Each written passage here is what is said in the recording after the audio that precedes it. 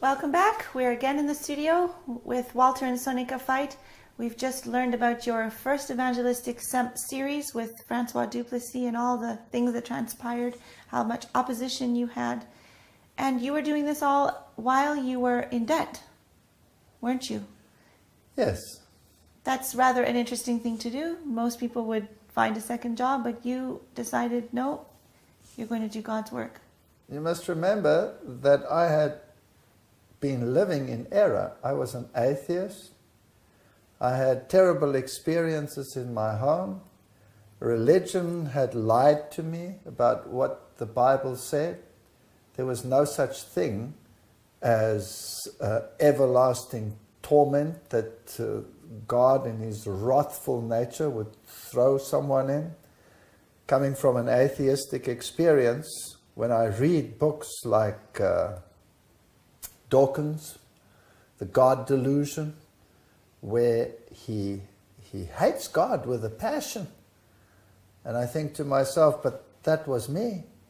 And I read his books and I see why he hates God, not because of what God says, but because of what theologians say about what God says. I was driven. I had to help people to get over that mindset. God is not what the world says out there. God is worth following, and truth is worth unearthing. So what happened with your university? You were in university, you were working as a professor while you were doing this evangelism? Well, how did I become a professor in the first place? That's quite a miracle. I mean, I'm in the zoology department. Zoology departments don't employ creationists. They just don't.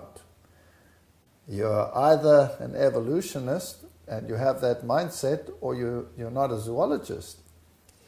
So I was merely relieving when I was appointed at the university, and it was a temporary position. And for a while there, I actually went and taught in a temporary position in another university when that temporary post was no longer available. And so at one stage they phoned me and said, there is a lecturership available, which was quite a step down for me. I mean, I was senior lecturer before, now step down. And they said to me, apply, you'll get the position because, you know, you've worked for us now and things work well, and come and apply. So I applied for it, and the professor said, piece of cake. And then finally he phoned me and he said, sorry, not piece of cake, because things had changed in South Africa and we had affirmative action. That meant that I wasn't of the right race to be appointed. So I lived with that, and then the next thing that happened was he phoned me back and he said, on the list you were secundus, that means you were the second, because we first had to give the opportunity to set the record straight in South Africa. But that person declined because the salary was too low. So you're the next in line, would you accept that salary? Well, I had nothing, so any salary was fine. So I said, sure, I'll accept that salary. So I was appointed as lecturer. And being academic all my life, I got involved in research. But my point was, what kind of research was I now going to do? Because my research was purely phylogenetic, it was physiology, but it was based on evolutionary principles, and I wasn't going to do that anymore. Now, fortunately, as a comparative physiologist, you can get involved in any type of research using animals as a model. So I wanted to become involved in research on nutrition and health using animals as a model. Why did you get interested in that field, nutrition? Well, it's a long story. When we became Seventh-day Adventists, when we were baptized, we knew nothing about spirit of prophecy. Both of us. We were baptized, knew nothing about. Nobody told us anything about spirit of prophecy. I didn't know what it was. And then one day, while we were still on the farm, there was a colporteur who used to come by between two cities, Port Elizabeth and Cape Town, and we were sort of in between, and he would come by and he'd give us some books, and we had all these funny books, but we didn't know what they were, Ellen G. White and stuff like that, so we just put them down there. One day I got a phone call from an ex-colleague of mine, and he went ballistic because I'd become an Adventist. And he was so irate that I had become part of the sectarian movement. And then eventually he let loose a tirade against Ellen G. White that was second to none, calling her names that I do not want to repeat on television. And I thought to myself, oh, that's interesting. If someone's so angry against this person, maybe this person has something interesting to say. And so I went and I looked these books that this colporteur had brought, and one of them was called Desire of Ages. And that's the first one I ever read. And I started reading Desire of Ages, and I was so impressed. This was the most amazing thing I'd ever read, and if anything takes you to the Bible and uplifts Jesus Christ, then it is that book. And of course, even the world says it's the best book that has ever been written on the life of Christ in existence. And I don't think there are hardly any people that are prominent in religious fields that haven't made use of that book to further their depth of knowledge of what pertains to Jesus. But of course, this person also writes on issues of health and other issues. Now, I didn't read any of that stuff yet, none of it. Now, the irony of everything is we had a dairy farm. We had a dairy farm. And my poor wife, unbeknown to her or to me, couldn't handle the dairy at all. She had asthma all her life. You tell that. I had very bad asthma. I had a pump that I carried with me.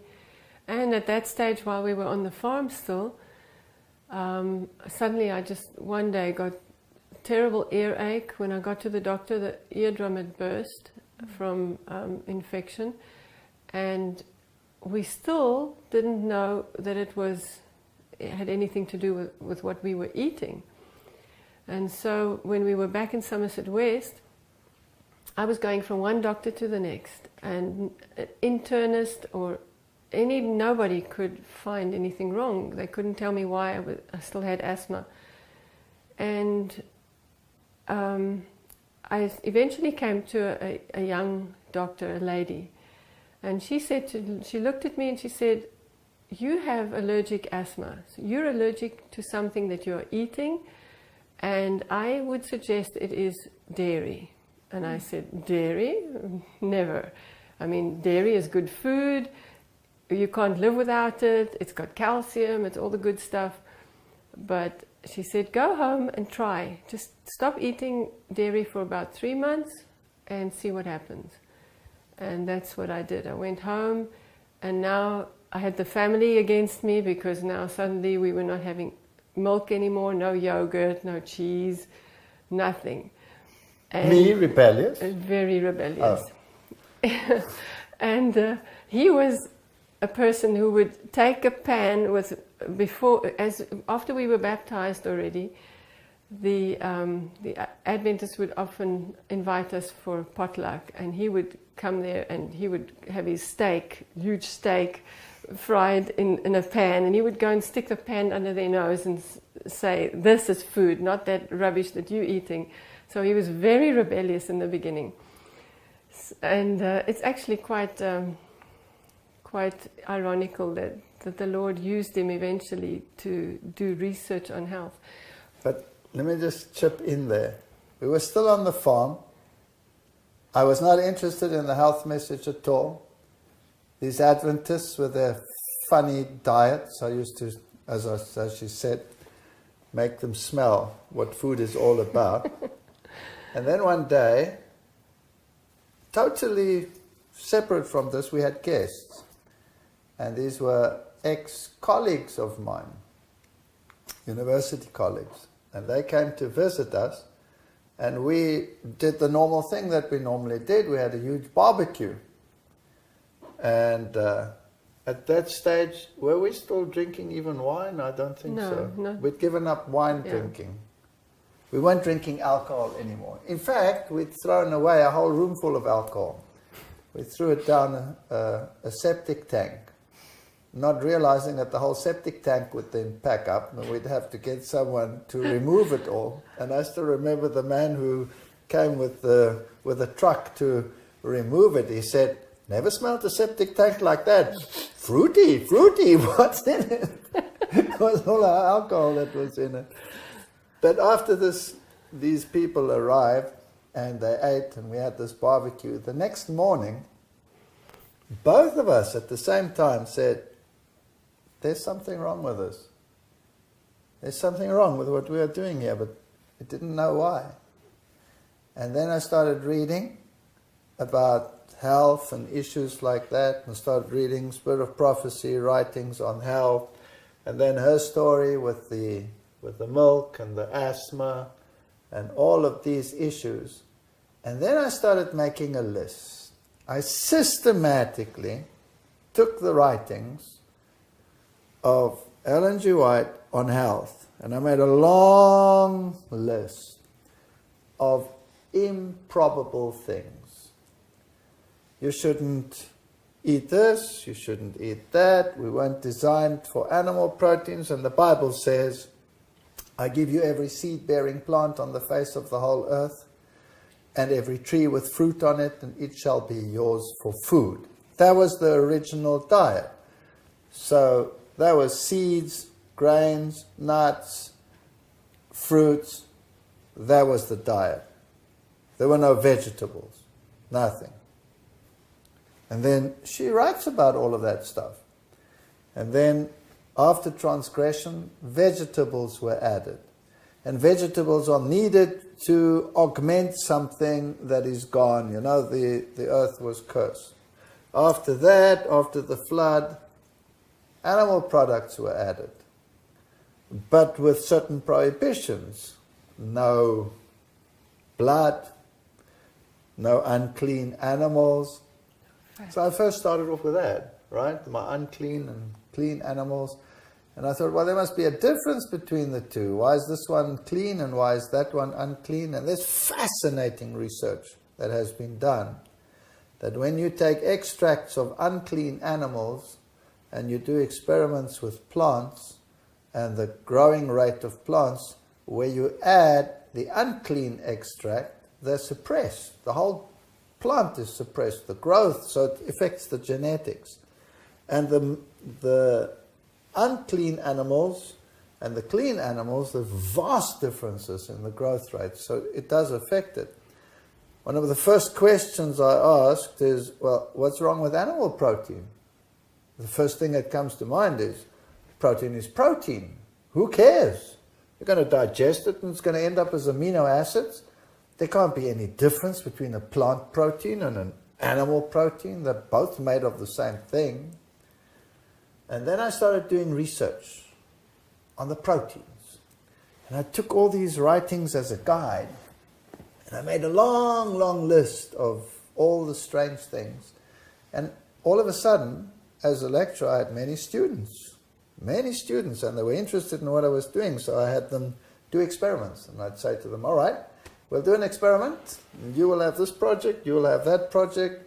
We will compare plant protein versus animal protein on the health status and growth of rats. That animal. And then strange things. Some other scientists came and they said, you know, they have this massive problem of sheep that develop skew legs when they are stall fed. And why have they got skew legs? They cannot walk, their legs are buckled, there's nothing wrong with their diet. And one person had attended my lecture where I said there's a difference between plant protein and animal protein, because the ratio of amino acids is different. And if you have animal proteins, then there are more sulfur-containing amino acids than there are in plant proteins. And when you have to metabolize them, then you're actually producing sulfates, which will leach out calcium out of the system. And he picked up on this and he said, do you think it's possible that the stall-fed animals get skew legs because we're feeding them animal protein? And I said, absolutely, that's what's happening. And he says, nah, this can't be. But he got intrigued and got involved, and eventually we applied for funding. And the government funding said, we won't fund that. There's no difference between proteins. Plant protein is plant protein and animal protein is animal protein. We will not fund such nonsense. So I went to my university and said, the government doesn't want to fund it. Will you give me a grant? They were reticent, but they gave me a little grant. And this other place, which was a experimental farm, they gave a grant. And so we started our research. Now what they feed stall-fed animals is fish meal.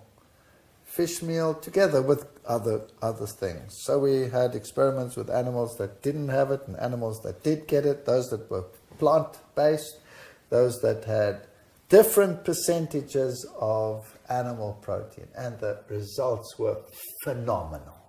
Phenomenal. Absolutely amazing. The more animal protein they received, the skewer their legs got. They just deteriorated.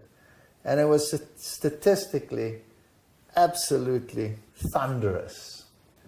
And this started getting momentum. And so when these results came out and I could make a case that there was really a difference between plant protein and animal protein, then the government started funding this research. Is this the Royal Society London grant? No, not yet.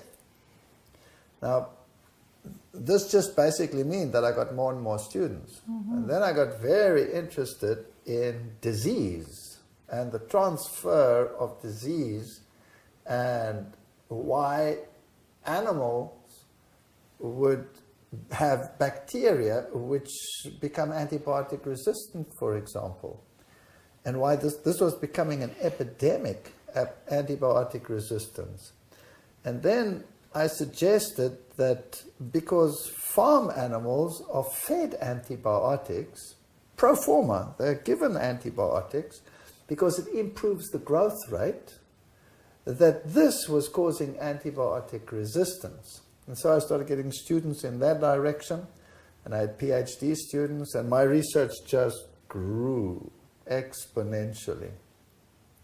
And then our professor, he got sick, he got cancer, and he died.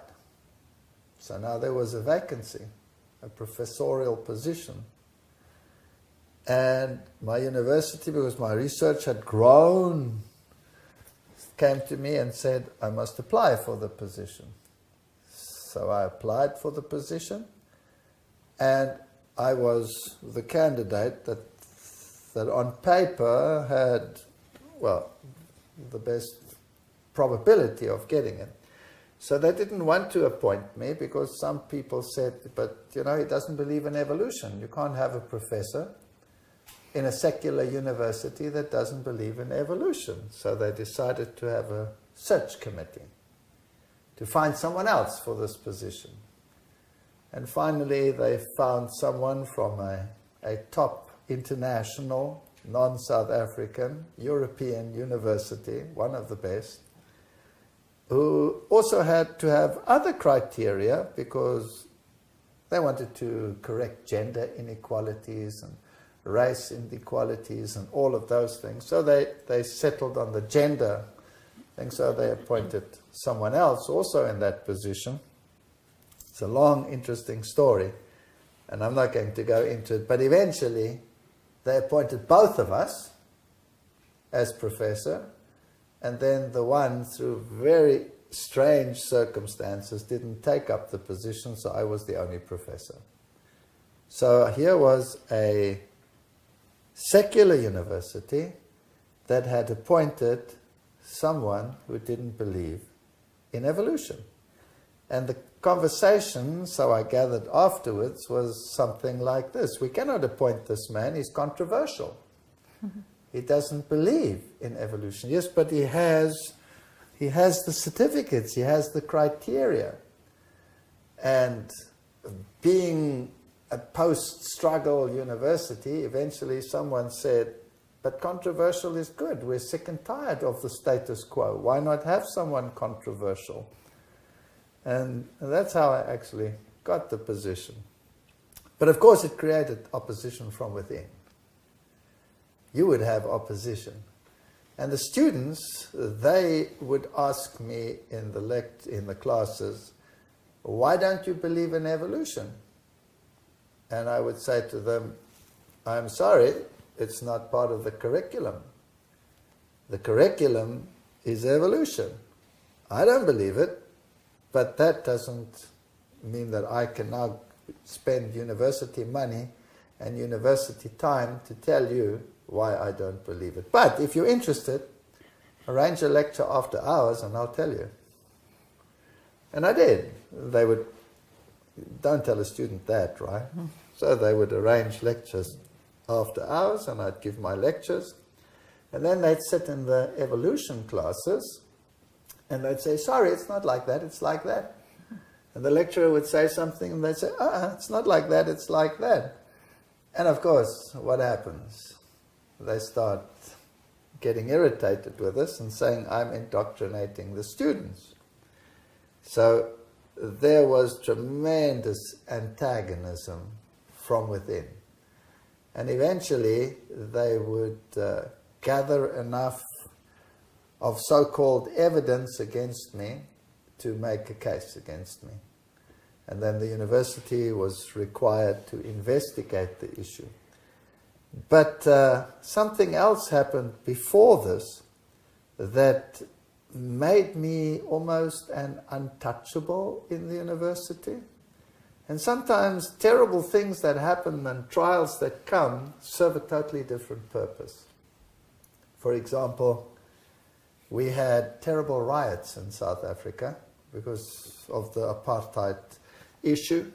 And these riots always spilled over onto university campuses. And this was the fermenting ground. And so we would have activists come in from outside and try to dictate issues. And the university was in constant flux.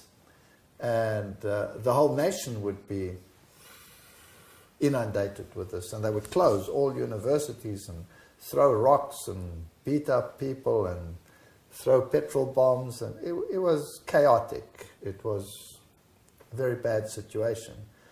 And you couldn't drive anywhere you wanted to. And if you drove through some areas, you would be necklaced. Now, you know what a necklace means? When they put a tie around your neck and they pour gasoline into it and set it alight and burn you alive. So it was extremely dangerous. It was even dangerous for me to drive to work. I was shot at 3 times. I had to once dive behind a wall. On the university campus, there was a huge riot and the bullets were whizzing past me. And it was very, very dangerous. I was once involved in a drive-by shooting because there were a new economy was developing and the taxis had to now take over the transport system and transport hundreds of thousands of people, and buses were transporting, so there were wars between taxis and bus companies. And sometimes people in taxis would drive past buses full of people and they would kill everyone. They would just shoot indiscriminately into the buses. And I was involved in one where the bus was in front of me and I was behind it, and the taxi came past and they were shooting with AKs. And they killed the bus driver, and the bus rolled. And chaotic situations, like very dangerous situations. And then there was this riot on the campus, and the university had decided lectures continue, but they didn't know how bad it was going to be. So I said, I was then professor and head of the department, so I said, lectures go ahead, everybody as normal. And then the rolling violence started. What do they call that? Toy? Toying, yes, but rolling action, whatever. Yeah. I can't remember what they call it. Rolling mass action. Mm-hmm. That's when they come and they rhythmically come through. And if they found then people in the lectures, they would beat them up. They would hit them with baseball bats, they would smash knees, they would kick the ladies in the faces. They were terrified of this. And before you could do anything, they were in the building. They were coming in the building. And I saw they were coming, and it's thousands. There's nothing you can do. There's no way you can get out. That's it. They're going to come through the building. And they're going to open the lecture halls, and they're going to drag the students out, and they're going to beat them up. And I'd given instructions. So I ran to the lecture hall where the students were, and I went and stood in front of double doors. Now, these double doors are just normal double doors, as in the studio, in fact. And there's just a clip holding it to one side, and the other side is locked onto the other door. Now, I'm standing in front of these doors, and I'm facing these hundreds coming in, and they're violent. And the whole campus was full of riot police as well. So the riot police came running with their riot gear and their shotguns and their rubber bullets and what have you. And they stood in a semicircle where I was standing. And then these people confronted me and said, there are students in there. And I said, yes. And they said, get out the way. And I said, no. And they said, why not? And photographers from the press. I said, no, it's my responsibility. I said these lectures continue, so if you want to deal with someone, you have to deal with me. And they said, I must get out the way. And I said, no, I won't. And then they start rhythms, and then they just came forward, like vroom, vroom, vroom, vroom, vroom, vroom. And they just came. Now, this is hundreds of them, hundreds, and thousands outside, and they're all streaming in, and they pushed me against the door. And such force, you cannot believe it. I could hear my ribs cracking, and you can't breathe. They're going to crush the life out of you. And the door, theoretically, should just snap open. Didn't. It withstood that pressure. And then for no reason they would go back. And I'm looking at the riot police. Hello? Yeah. Are you going to help me here? I was wondering. Not one finger. They didn't lift a finger. And they came again 7 times. And there was just one man, actually 2 came to help me. The one was a worker, technical worker, and the other one was a lecturer. And they came to help me because they tried to get hold of the fire extinguisher to spray us with fire extinguisher. And so they prevented them from doing that. They held on to the fire extinguishers. But these guys just kept on crushing me 7 times. And I thought, well, this is it. I'm going to die now. And I prayed and I said, well, Lord, help me. Because I've got no one to help me. The riot police are not doing anything. And then all of a sudden the leader said, ah, and they walked out. The whole lot just turned around and they walked out. And they went into the next building and smashed it. They took microscopes and expensive equipment and just threw it out of the buildings and beat up students, but nothing happened to my students. You were very popular as a result of that, I think. I was untouchable. Untouchable from then onwards. But it only lasts for a while, right? And so the trials started coming when they had this first case. And I don't know what they'd done, but they had a long list of grievances. And so the university appointed a commission. And this commission had flown in to investigate it.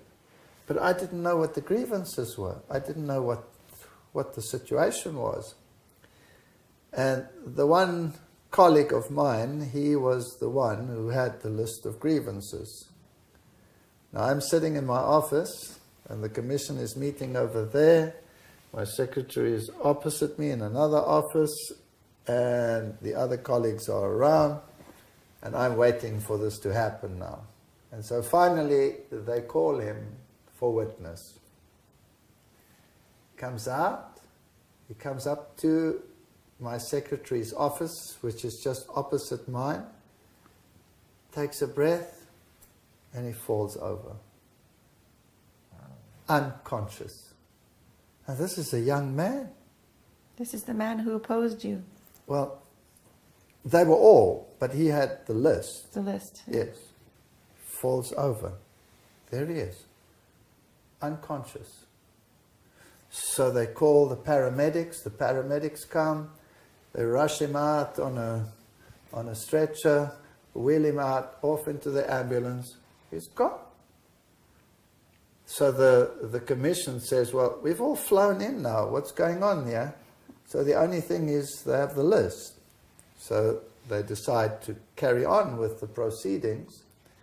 So they call me in, and they say, well, this is a grievance. You indoctrinated the students to do this and that, or not to do that, or to believe not this and that and the other. And I said, excuse me, it wasn't like that.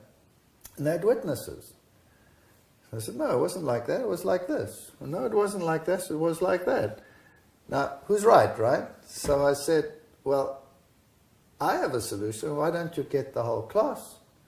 Why call one witness here and one witness there? Get the whole class, and they can tell you whether this is so or whether this is not so.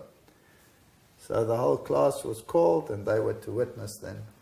And I was exonerated. So the whole thing came to nothing. And the next day, he was back at work. They couldn't find anything wrong. But at exactly that moment, there he was, unconscious. And that's quite an experience. Another experience I had while all this was going on is there was another riot. And I was in the Senate building at the time. The Senate had come together. Now that's all the professors and the leaders. And it was a wage dispute, but it had nothing to do with the university. It was a government issue. But as it always is, they take it out on the lowest denominator, so they took it out on the university. So they were surrounding the building, and everybody was thinking, that's it, we're all going to be destroyed here now. This is the end. And they'd surrounded the Senate building, which had very high glass windows.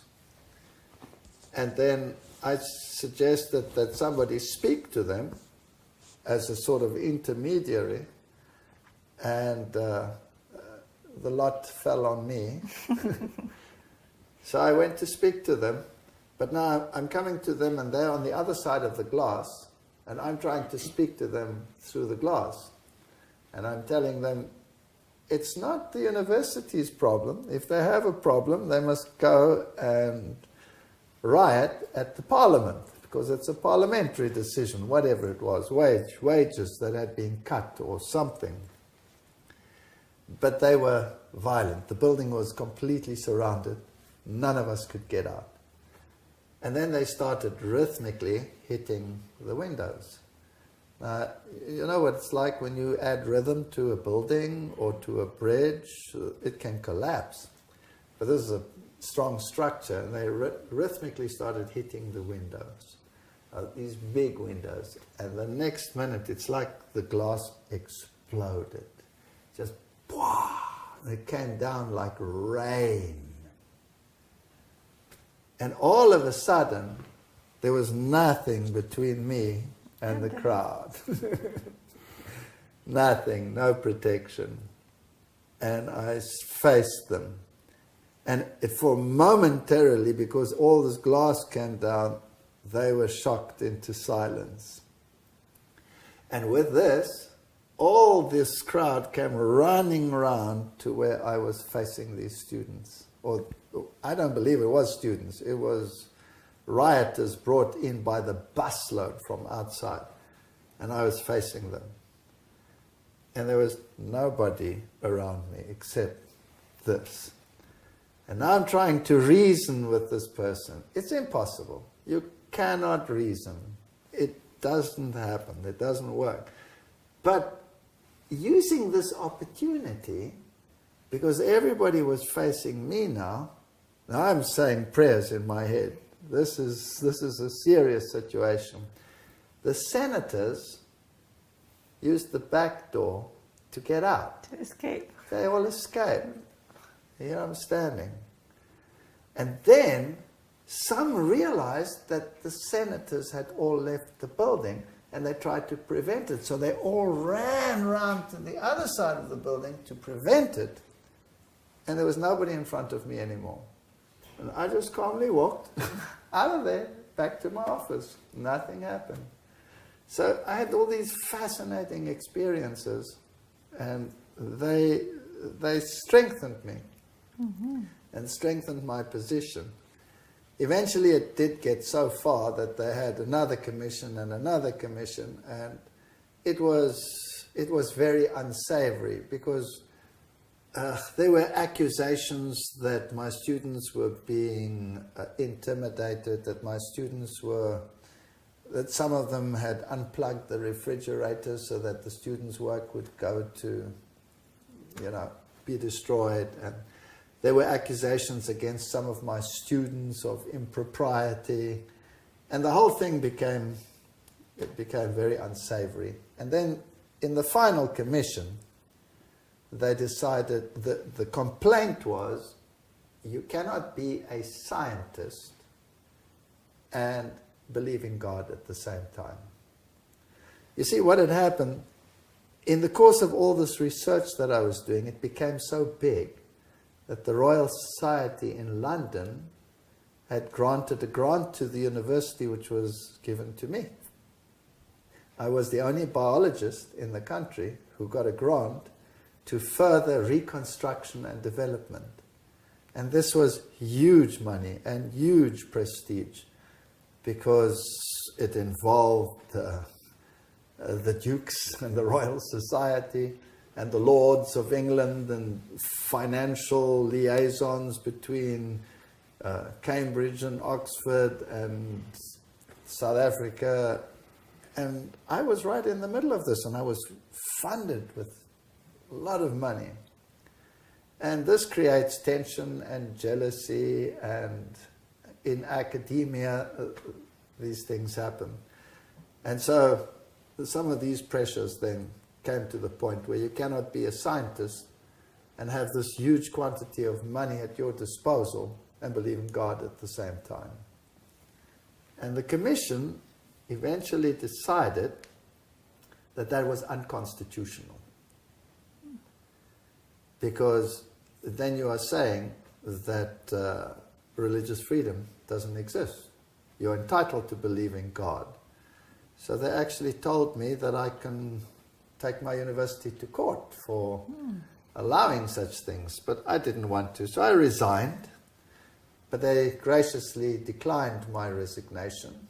But I said I no longer want to be in the zoology department. But my research was so medical at this stage that I just transferred to the medical department. And so for the last few years of my academic career, I didn't have the evolutionary pressure on me. You wrote a book on health, diet and health, scientific perspectives. Tell us more about your dairy research. Yes, well, the dairy research actually started with you, right? Yes. I remember I told you about The asthma. The asthma, and I went home and I started making other kinds of milks, nut milks and soy milks, and I improved within 6 months. I no longer used my pump. I never had asthma after that again, ever. And that actually got him, because he was a little bit behind me in the health thing, because it was difficult for him to make the change over, and the food didn't taste the way he was used to. So it was a bit of a challenge for him. But after he saw the success, with my asthma, he decided he's going to really research this and use it at university level. And I had a student who was a PhD student, so we started dairy research. And we got in with the medical faculty of another university, and we started a project with vervet monkeys that were very close in their physiology to humans, and we fed some the normal grain varieties as a diet and added dairy to the other and had a look at what the effect of dairy was. And it was absolutely phenomenal. It was such a huge project that this student actually became a postdoctoral Harvard fellow and went to Harvard. There are only a handful in the world that are chosen for that. And the student actually then proceeded later to become a professor of an alternative medicine faculty that was created. So there's great things that happened out of this research. And the Royal Society was very excited about it. And so I was very involved in dairy research. And I was fascinated that the Spirit of Prophecy wrote and said that it was in the writings that dairy was never part of the original diet and that eventually it would be excluded.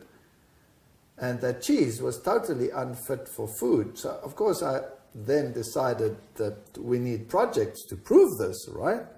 And I had so many students, everyone needed a research project, so I'd had them all on these different aspects, and I would say to the students, all right, this is what I want you to do, and then I'd say, I predict that this one will be the best one, and that one will be second best, and that one will be the worst. And the students, of course, were rebellious. Never!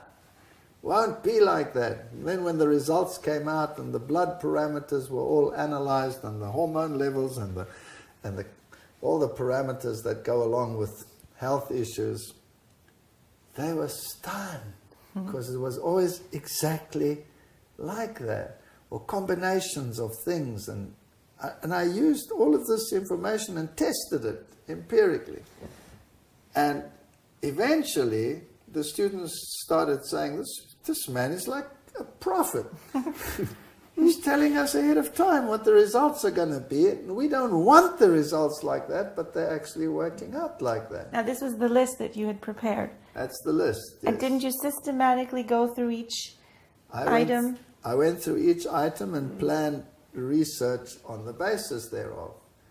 But you don't have time for everything, right? And I was writing my book. At that stage, I was writing the book, Diet and Health, Scientific Perspectives, and I'd included all of this research. But there was one aspect that intrigued me, and that was that Ellen White writes that the combination of milk and sugar is bad for you. And I didn't have time to get a student to write this, to do a research project, because I was busy writing the book, and well, all the places were occupied, and I don't have another year to wait for the next intake. I want the information, and I want it right now. So I did a massive literature search, and in those days, you know, computers were in the beginning. It's not as easy as it is now to do a literature search. It's major work. And I could find nothing. I spent hours and hours, and I had research assistants paging through all the abstracts to see whether there's any research that's been done on this. Nothing, but nothing. And so I'm sitting there in my office and I'm saying, well, everything that I'm doing is working out exactly like I've read, but I really need this information. So, God, could you help me find something on this? I really need some information on this issue. And the next thing, I'm sitting there and telephone rings. And it's the professor of physiology. And he phones me and he's a total flap. And he says, you know what, I've just had a problem because the students are supposed to come to a lecture that I've organized for an outside researcher, but I forgot to tell them. And these students, many of them, of course, run different courses, and quite a few of these students were also in my courses, zoology. And I had the next lecture with the zoology students. So he said to me, can't you do me a favor and cancel your lecture and bring these students, otherwise this man has no audience. And I was upset because I was behind already and I was busy and I had so much to do with these students. But you have to be amiable, so I said, sure, I'll do it. And I was really upset. So when my lecture took place, I went to the students and I said, we're not having this lecture, we're going over to another lecture, so come, all of you. So we went across, so the man had an audience and I was irritated sitting in the back and wasn't really interested in what he was saying. And then he said, I was doing research for a chocolate company, and I was asked to research chocolate as an excellent food because we use it on rescue boats and this, and so they contacted me to show, or to do research to show how excellent and how good chocolate is for you. So the first thing I did was I sat down and I said, well, what does chocolate consist of? Well, there's milk, and there's sugar, and there's cocoa. So the obvious thing is, let's do research on milk and sugar and cocoa and combinations of milk and sugar. Well, a hornet at that stage stung me because I sat upright like a bolt. Here I'd been complaining and saying, oh, what a miserable thing, now I have to go there. Just 2 minutes before that, I'd prayed, I need help. I need something about milk and sugar. See how pathetic we are? Mm. God is in the detail. Yes. He's in the detail. So there he was lecturing. And he was saying what they did is they got groups of students, and then he was still joking because students will do anything for money. Mm-hmm. And he put the one group of students on the equivalent of the milk in a bar of chocolate, which is 1.5 glasses of milk in chocolate. So they drank the milk, and then they're monitored, and the blood is taken at regular intervals, and you measure the parameters, the cholesterol, the HDL, the LDL, the triglycerides, the whatever. You measure it all. And he says, well, they would all go up, and then they would peak, and then they would come down, and in about 3 hours, it's back to normal, the parameters. And then I'd do it for the sugar, and amazingly, you'd find the triglycerides go up, the cholesterol goes up, which you don't expect for the sugar, and then it levels out after a while. But they're hypoglycemic, so there's a problem there. And then he said, then I did the combination, milk and sugar. He says, it was a disaster. I'll never get funding from a chocolate company again. The parameters shot up more than double than they were originally, but they didn't come down. They stayed there. So you have these increased triglyceride levels and cholesterol levels. And so this combination is very, very harmful. And so I went to him afterwards and I said, where are you publishing this stuff? And he mentioned the journal that it was going to be published in. It was brand new research, not been published yet. And I said, well, that's wonderful. So I incorporated that in my book. So if someone's interested, they can find it there. But this is how God works. And this is how my health research developed. Did you have any opposition on the dairy issue from outside? Well, I'm sad to say, not only from the outside, but a fair amount from the inside as well. I remember when I gave my first camp meeting lecture that I lectured on this issue, and by a very fortuitous circumstance, someone very early in the morning gave me the quotes in the spirit of prophecy on the issue of dairy. And I was lecturing at this camp meeting, and some of the senior people got up during the lecture and opposed it vehemently. But I had some of the scientific data ready, and I hit them with the scientific data, and I gave them the spirit of prophecy, but it didn't help. It just got worse, the discussion.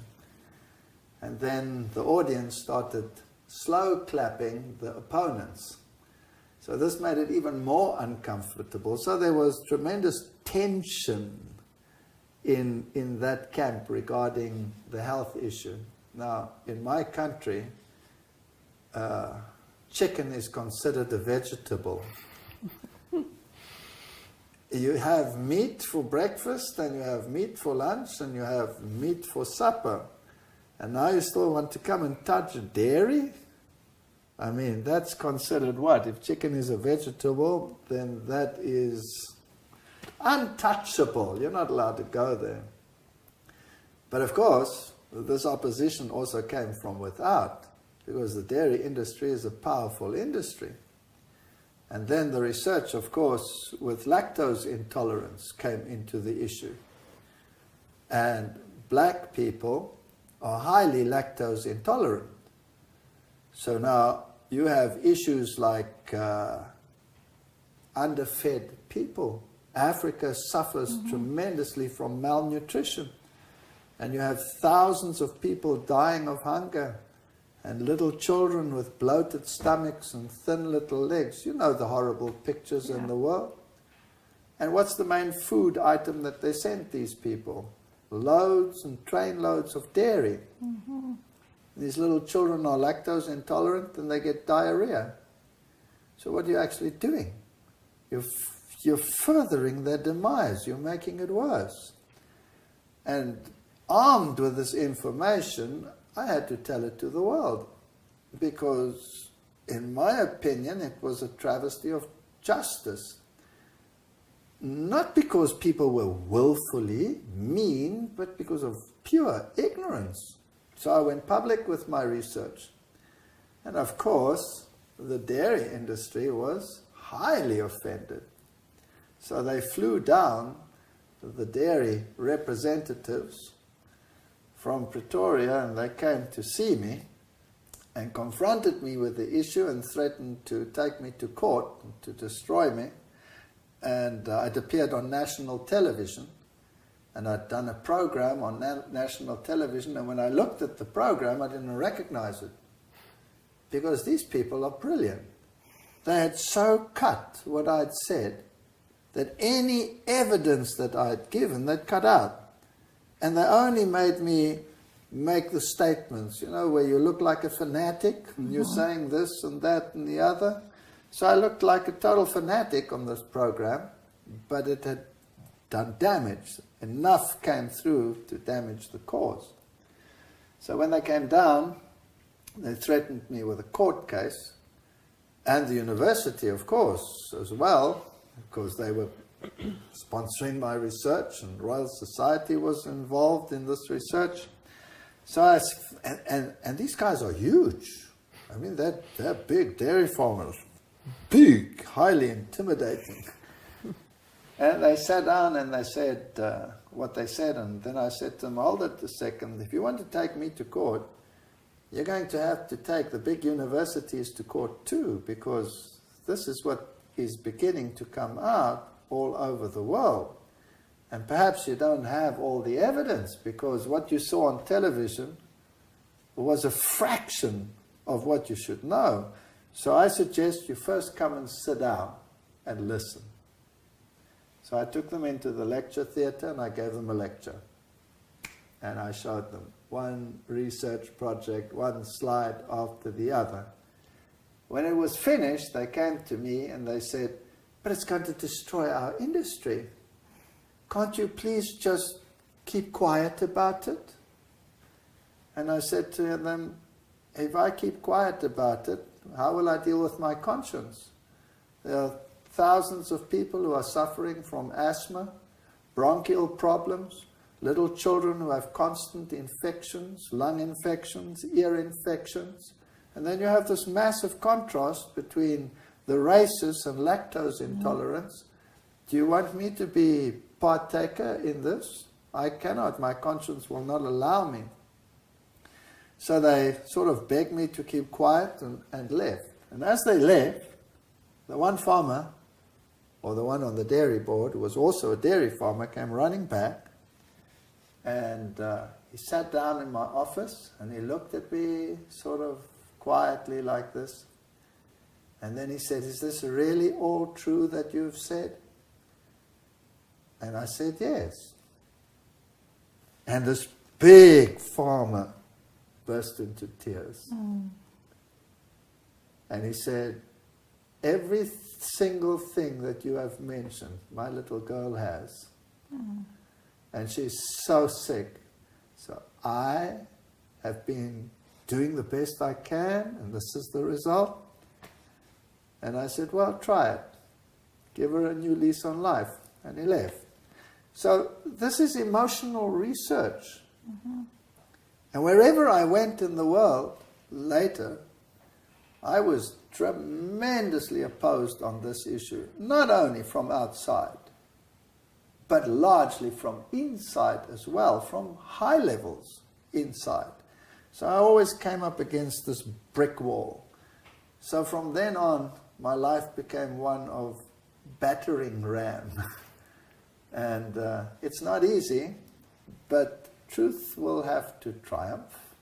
I think every time you touch someone's plate, it becomes personal to them, and it's an emotional link. And people like what they eat. They eat it. They want to take pleasure in it, and so it can be hard to give up these things. Were you the first one that promoted veganism in your country? I was the first one that promoted veganism in my country. But when I went overseas, I didn't expect quite such a backlash. And in Europe in particular, I mean, some of these medical practitioners, they would bring their own PA systems and shout me down and tell me to go back to my bush where I come from. And I was also talking about prion diseases and other diseases that were coming. And they would shout, prion disease, who's ever heard of prion disease? Go back to your bush. And then, of course, 4 years later, all of this actually hit the world. Yeah. And these issues, antibiotic resistance, the dairy issue, this all became public knowledge. And today we have massive industries, soya milk industries, alternative milk products. It didn't exist. It didn't exist at that time. So without being presumptuous, I can say that I'm grateful to God that at least I played a part in that awakening, so that people today have a choice, whereas then the choice was so limited. Yeah. There were people preaching it. There were people trying to introduce it, and the methodologies were there, but the push and the emphasis, that had not yet come. And that God used you with your research. That's what needed to happen to get this out a little more prominently so that people can start having choices. I can see the bumps on my head, but I think the fruits were good, and I'm grateful to God. Well, thank you for joining us. We're going to take a break again, and we'll be back in another episode to hear further about your life experiences.